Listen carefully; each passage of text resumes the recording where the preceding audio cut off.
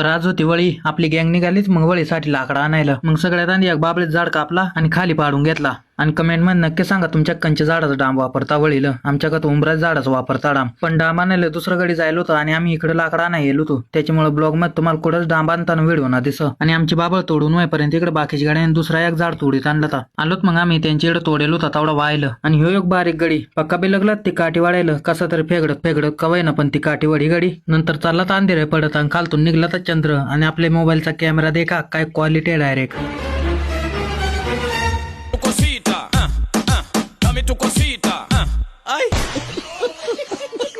आपल्या मोबाईलची कॅमेऱ्याची क्वालिटीच तशी आहे डायरेक्ट, नाद नाही करायचा. आयफोन पण फिक्का पडेल त्याच्या पुढं. नंतर मग चालूच सगळं जण दुसऱ्या जागेवर लाकडं आणायला. जाता जाताच पार बराच अंधेर पडला ता. अंधेरातच लाकडं कापली ती. मग बराच अंधेर झाल्यामुळे पार टॉर्च लावून लाकडं कापायला लागत. आणि ह्यो एक गडी गुबडावांवर झाडावर जाऊन बसला ता. मग आलो आम्ही लाकडा घेऊन, तोपर्यंत इकडे निम्मी वळी रचून ठेवली ती. नंतर मग चांगल्या प्रकारे रचली वळी आणि मग चालला तर वळी पेटवायचं काम.